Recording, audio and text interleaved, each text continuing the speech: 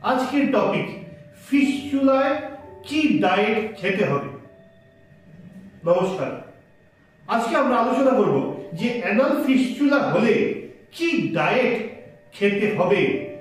ভিডিওটি সম্পূর্ণ দেখবেন যাতে ডায়েট সম্পর্কে আপনারা সম্পূর্ণ ধারণা পেতে পারেন। প্রথম কথা হচ্ছে, যদি ফিস্চুলা রোগটি হয়ে যায় তাহলে ডায়েট সম্পর্কে কিছুটা সচেতন হওয়া অবশ্যই জরুরি। যেমন ডায়েটের মধ্যে আপনারা স্পাইসি খাবার খাবেন না। স্পাইসি খাবার বলতে লঙ্কা, ঝাল, মশলাদার খাবার, এগুলিকে আপনাকে সম্পূর্ণরূপে অ্যাভয়েড করতে হবে। এগুলি কনস্টিপেশন করে ফিস্চুলার সমস্যাকে আরো বাড়াতে পারে। 2 নম্বর, অনেক রোগীরা ফিস্চুলা হলে জল কম খান। জল কম খাওয়া বয়স্কদের, বাচ্চাদের, এমনকি মাঝ বয়সী তরুণ তরুণীদেরও কোষ্ঠকাঠিন্যের সমস্যা তৈরি করে। জল 3 থেকে 4 লিটার মিনিমাম অবশ্যই খেতে হবে। আমরা দেখেছি যে শীতকাল হলে রোগীরা জল খাওয়াটা কমিয়ে দেয়, যার ফলে কিন্তু কোষ্ঠকাঠিন্যের সমস্যা বেড়ে যায়। নেক্সট যেটা হচ্ছে সেটা হচ্ছে শাকসবজি, ফলমূল খেতে হবে।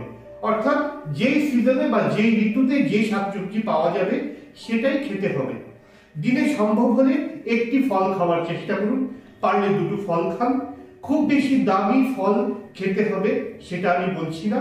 একটু পেয়ারা খেতে পারেন, একটু পেঁপে খেতে পারেন, বা হাতের কাছে যে সমস্ত ফল থাকবে সেটা আপনি খেতে পারেন। নেক্সট একটি কথা অবশ্যই বলে রাখবো যে ফিস্চুলার রোগীরা নিয়মিত এক্সারসাইজ করবেন। এক্সারসাইজ করলে পেরিয়ানাল এরিয়াতে ব্লাড সার্কুলেশন ভালো থাকবে, এরিয়াটি সুন্দর এবং সুস্থ থাকবে। কিন্তু একটি কথা অবশ্যই বলতে হবে যে পেরিয়ানাল ফিস্চুলা বা ফিস্চুলা ইন অ্যানো বা অ্যানাল ফিস্চুলা বা সাধারণ কথায় আমরা যাকে ফিস্চুলা বলি, সেই ফিস্চুলা রোগগুলি যদি একবার হয়ে যায় শুধুমাত্র ডায়েট কন্ট্রোল করে আপনি কিন্তু রোগটিকে সারাতে পারবেন না। ডায়েটের গুরুত্বপূর্ণ রোল আছে।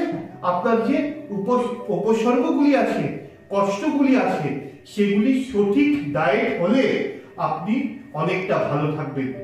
কিন্তু ফিস্চুলাতে সার্জারি বা ক্ষারসূত্র না করিয়ে শুধুমাত্র ডায়েট মেনে চললে ফিস্চুলা কখনো সারবে না।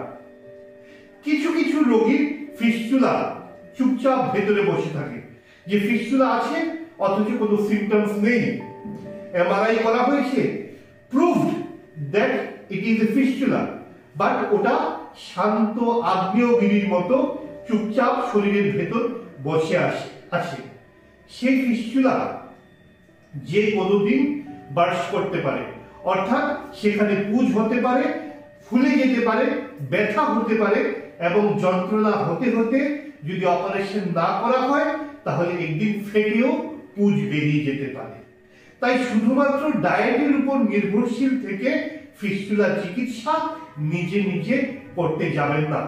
ফিস্চুলা হলে একজন প্রক্টোলজিস্ট বা ক্ষারসূত্র বিশেষজ্ঞ বা কোলোরেক্টাল সার্জনের সঙ্গে অবশ্যই যোগাযোগ করবেন, যাতে আপনি সঠিক সময়ে সঠিক পরামর্শ পেতে পারেন। যদি অ্যানাল ফিস্চুলা সম্পর্কে বা ফিস্চুলার খাদ্য সম্পর্কে আপনার কোনো সমস্যা থেকে থাকে তাহলে আপনি নিচের কমেন্ট বক্সে আমাদের লিখে জানাতে পারেন। আমরা অবশ্যই চেষ্টা করব আপনার সমস্যার সমাধান করার। তাই আবারও দেখা হবে অন্য কোনো দিন, অন্য কোনো টপিকে, অন্য আরেকটি ভিডিওতে। ততক্ষণ পর্যন্ত নমস্কার।